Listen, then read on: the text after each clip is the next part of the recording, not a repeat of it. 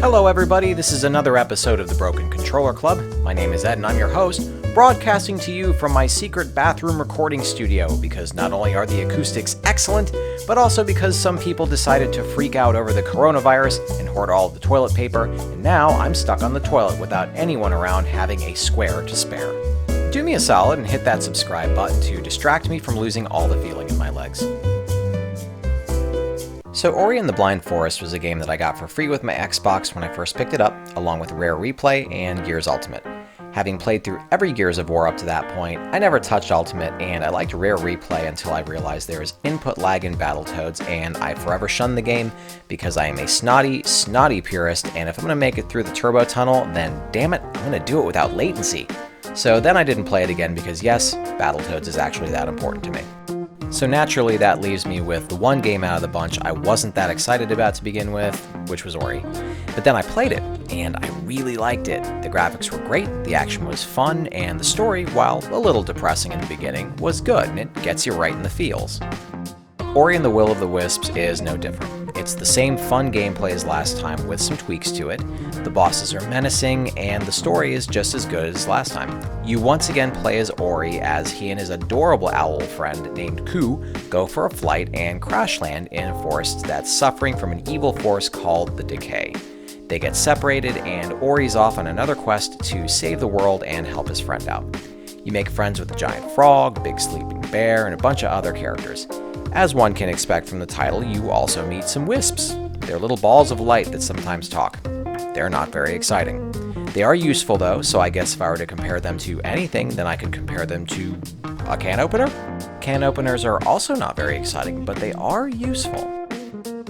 The graphics are just as good, if not better than last time. From the moment you start your adventure to when you explore and travel through all the different themed areas of the world, there's something for everybody here to enjoy. Personally, I liked the Luma Pools area because as the most tropical looking locale, it is gorgeous, but you're going to see deserts, beautiful forests, a horribly annoying cave where you can't see anything for most of the time you're in there, and more. All of it is ready and waiting for you to explore and find all sorts of power-ups and special items.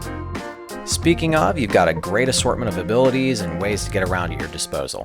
Everything from double jumps to gliding to projectiles that you can rebound off of to boost your jump height.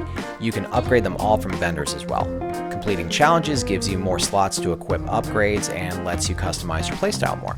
In addition to the challenges, you've got side quests you can do, and rocks and seeds to collect to further upgrade the town belonging to the little ferret marsupial characters called Moki.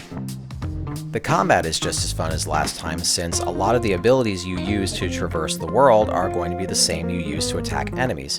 It's mostly beetles, spiders, and some weird little yeti looking guys with clubs and shields, things like that. The bosses look great and the fights are pretty epic. They're usually accompanied with some sort of chase sequence where you're having to jump around and over collapsing tunnels and pits and such.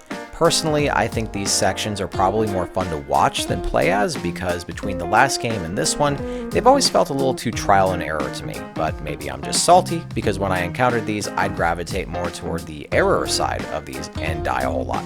For the record, there's no punishment for dying, you just go back to your previous checkpoint. So there's only one real wart I found on the game, and it's one the developer appears to be aware of, and it's the frame rate drop and the game freezing up.